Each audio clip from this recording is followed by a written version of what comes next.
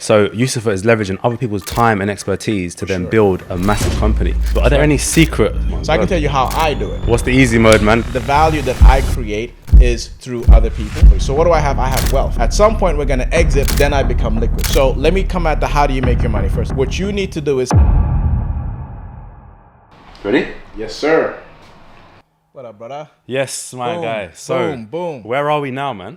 All right, so we're in this rental somewhere in Marleybone. Oh, is it? It's a rental. It's a rental. It's an Airbnb. You know what I'm saying? Coming ball for like 2 nights out here in central London, hanging out with my man Oscar. That's one of my main guys. So we're here for 2 days. Got a couple of meetings. Literally exactly what I said. I said to him, should I turn off the alarm? All right, cool. That's all. Timing. All right, so we talked about how to kind of find deals, but are there any secret software sites or tools to find your first deal? Okay, thank you for the question, sir. The thing I love about this game is there are no damn secrets, okay? So that's the good news. There's a website called Endole. Essentially, it's spelled, I think it's .co.uk. Okay. ENDOLE.co.uk. And what that does is, so in the UK, every single business by law has to publicize its information, right? So every year you report your financials, and there have to be other information about the number of owners, stuff like that. So what Endole does is it takes all of that information and puts a user interface in front of it so that it's easy to essentially search for companies and get a bit more information about any business. So Endole is a very good tool. Okay. And then if you're looking for deals, again, no secrets, right? So there's a website called dealopportunities.co.uk. And it's literally what it says on the tin. Like, you're looking for some deal opportunities, hit up dealopportunities.co.uk. I should be getting paid for this. I don't even know who's behind them damn sites. You know what I'm saying? But it works, okay? So I'm trying to We need an affiliate link ASAP. ASAP. Is there a way to find off-market deals that aren't like Yep. Okay, so essentially it's a good question. So basically when you're looking for businesses to buy, there's sort of 2 types, right? Ones that are actively listed for sale, meaning the sellers have put their hands up and said, we want to sell. Okay. Typically, they would hire a broker. That broker will prepare an information memorandum and market that business. Those are called on-market deals. Your question is, how do you find off-market deals? Short answer, hard as hell. Why? Because if it ain't for sale, how you going to find it, right? How you going to buy it, right? Yeah. Every business is essentially off-market. Yeah. In the UK, something like 97% of businesses are not formally listed for sale. Oh my so I can God. tell you how I do it, okay? Yeah. So what I do is I work with buy-side brokers. We pay them a retainer. It's not a lot of money. It's just a little bit of money. Honestly, it's not that much. So a buy-side broker is someone from...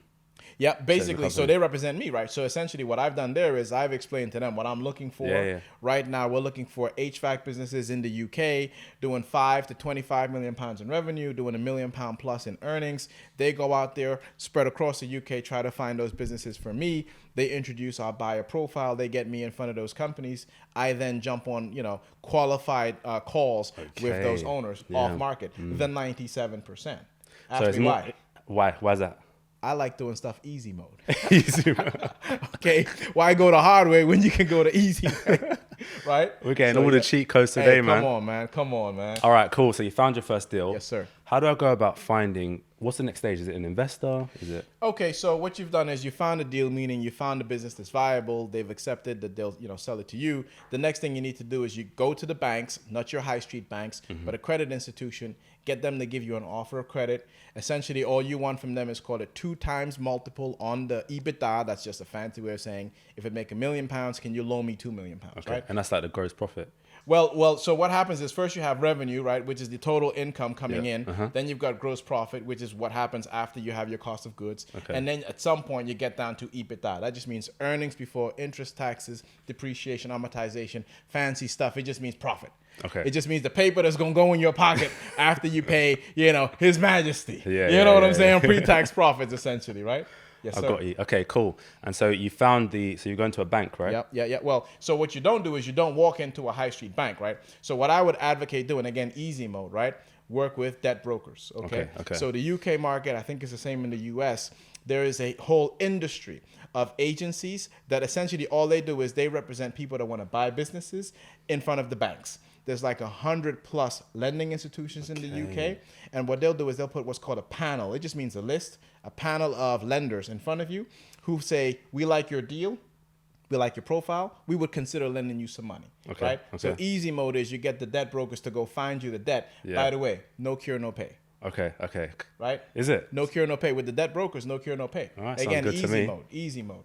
And have Yes, you got sir. any debt brokers that people could I got a lot of debt brokers, but you're gonna have to hit me up. I ain't gonna give it up for free. Can't have everything Not right everything, here, right yeah. now. You know what I'm saying? Hit up Venture Room. I might give it to you. I might give it to you. Okay, cool. So you found your funding. Yes, sir. Right. So you got some money in your pocket. Yeah. Now you've got a company that you have to run and grow and build. Yeah. How do you build a company from scratch? Okay, I love the question. I just want to qualify something. Okay. I've raised, 8 figures pounds in debt, like 10, 15, 20 million pounds of debt. Ain't never had that money in my pocket. I heard the man say, you got the money in your pocket. If the banks is listening, it ain't in my pockets. Okay. So what happens is it flows through a special purpose vehicle into the pockets of the sellers, right? You never actually touch that money. What happens is you then take ownership of the business and funds flow through special purpose vehicles. You never actually touch the money. But I get the question. I just wanted to clarify. So is that the structure you have to?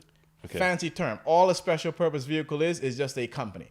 Okay. Brand new company set up specifically for the transaction, typically 2, 3, 4 weeks before you close the deal. Just a brand new entity with no assets, no liabilities, no trading. It's simply set up to go and buy this company as essentially the bid company. Right. So in private equity, they have something called holdco, midco, bidco. Okay. Fancy stuff. All that means is when they're trying to buy businesses, they set up a top company, which is a holdco. So in our case, Ventilation Ventures, that's my holding company for our HVAC roll-up. That's the holdco. Okay. You then have a midco. Okay, which is where you attract the debt, okay, as you do these transactions, okay, so that the debt is isolated from all the other businesses. And then that midco has a bidco, which is just the company that actually owns the business. So you're like 3 steps removed as the owner. There's a holdco, there's a midco, there's a bidco.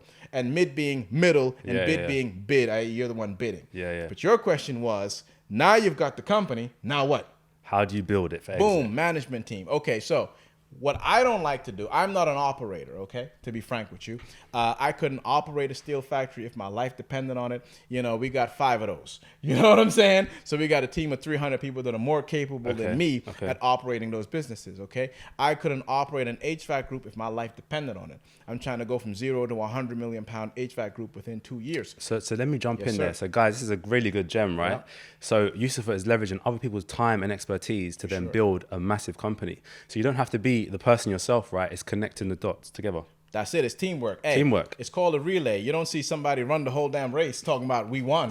You know what I'm saying? So you hand the baton, right? So what do? I find the companies. Yes. I put the structures together. I attract the capital. I recruit the CEO or recruit the manager or recruit the COO. I then empower those people to run the group. They would do a better job than me anyway. It's in shareholder interest that they run the company. It's in the seller's interest that it's someone else running the company who knows something about the sector. So what do you spend your time doing in the company then? Are you involved in the day-to-day stuff or? Yeah, sometimes I get interviewed by some charming men with beards, but when I'm not doing that, I'm looking for deals. I'm Mr. Deal Flow, man. So like when I say looking for deals, I mean I'm reviewing deals, right? So I have a setup where, as I mentioned, I have a buy-side broker. They look for companies for me. I then jump on the qualified leads. I have meetings with those people. I'm building relationships with banks. I'm having meetings with banks. Literally in, 70 minutes from now, I'm going to be pitching for money. Right? So I'm here to pitch for money. I ain't here because I think this rental is cute. You know what I'm saying? I'm here to get some money. You know what I'm saying? Let me add as well, because what I've noticed about Yusufa, right, is he knows what he's good at. You're good at talking to people. That's it. And he doubles down on that. And there's no downtime. It's back to back, right? It's back to back. Podcast, investor. Boom. You're doing something all the time. All the time. I mean, look, at the end of the day, the value that I create is through other people and with other people. I can't do nothing in isolation. I'm not a software engineer that can lock myself in the basement and, build a dancing bingo app 3 months later that's a hit. I need to work with people like you. You get the message out. That helps me. That helps my deal flow. That helps my personal brand, helps my platform. I work with the buy-side brokers. They help me. They go out and they find the businesses for sale. I work with the debt brokers. They help me. They put credit in front of me. I work with the investors. They put capital at my disposal such that I can buy these businesses. I work with executives so that they can actually run the businesses. I'm Mr. Work With. I work with. That's it.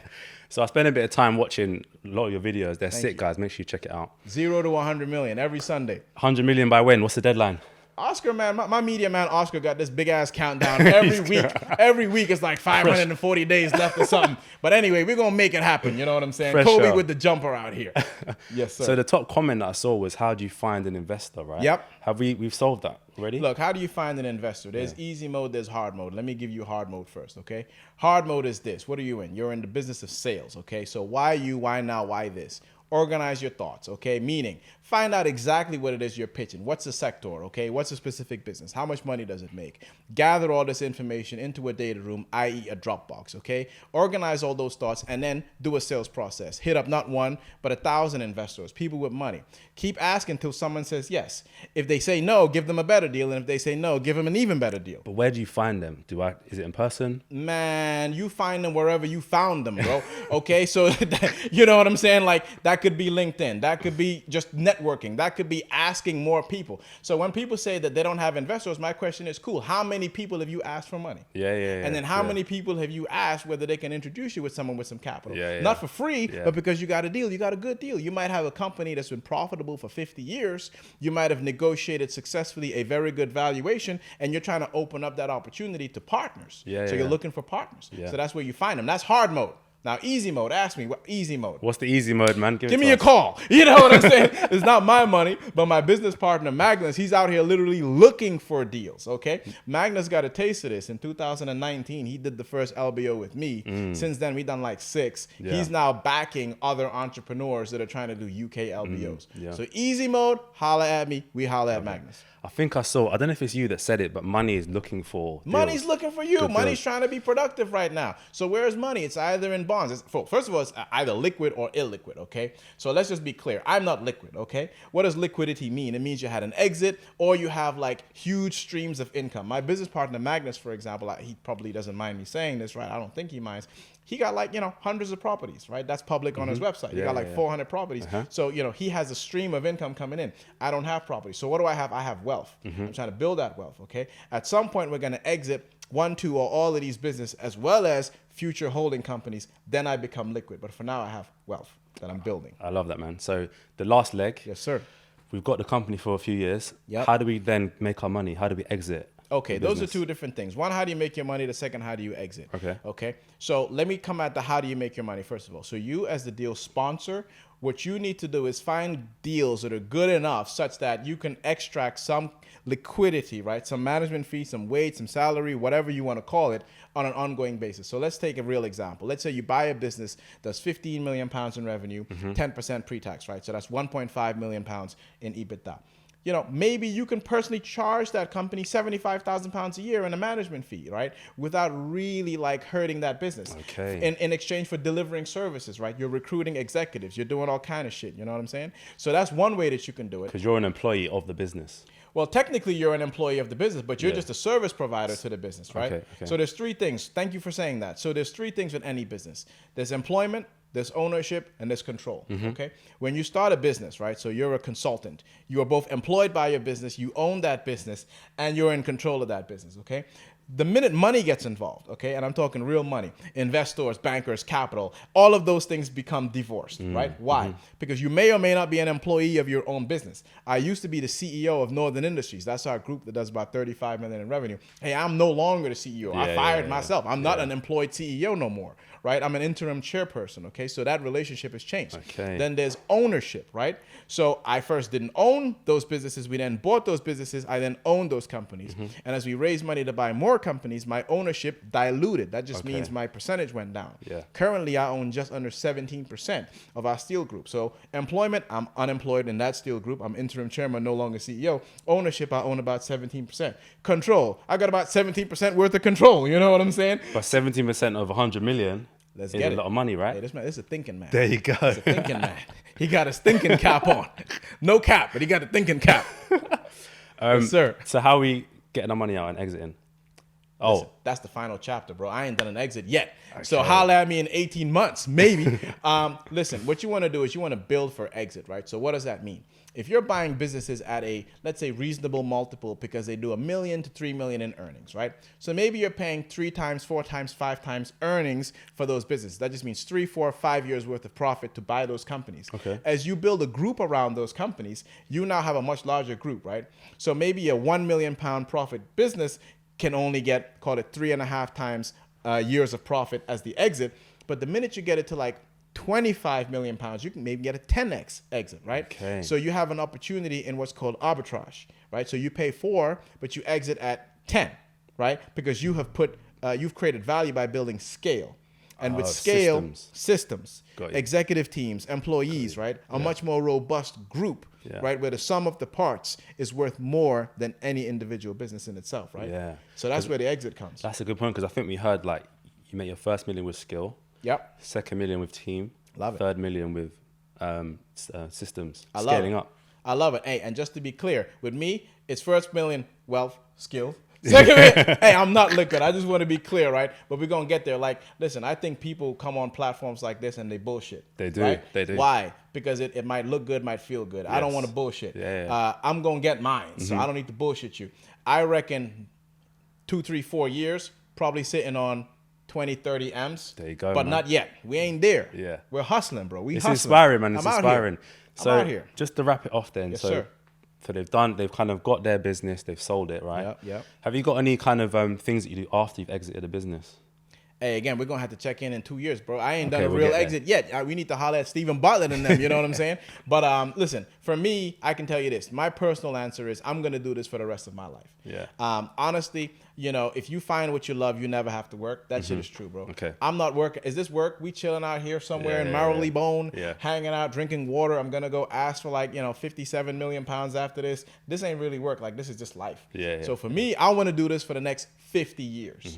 So there is no after. There is just keep having fun, keep personally developing, keep growing, keep making new connections, keep building your personal brand, and above all else, keep accumulating wisdom, my guy. I love it, man. Just to wrap it off. Yes, sir. Is there a secret book, or is there one book that every entrepreneur must read?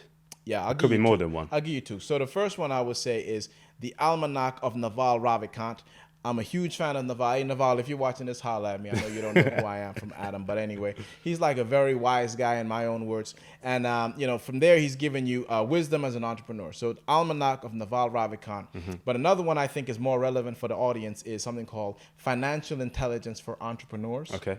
And that's a book that breaks down finance. Okay. So like, I'm not a finance bro, right? But I read that book, so I can tell you what EBITDA means, and I can tell you like the difference between our steel group is we have a lot of capex because each year we need to like reinvest in like plant and machinery. In the HVAC group, we don't have it. So shit like that, you can learn from like Financial Intelligence for Entrepreneurs. Go get that. I love it, man. Where can they find you?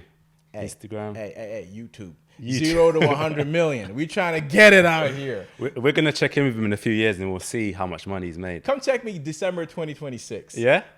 We got it, man. Boom. Guys, see you on the next one. Yes, sir.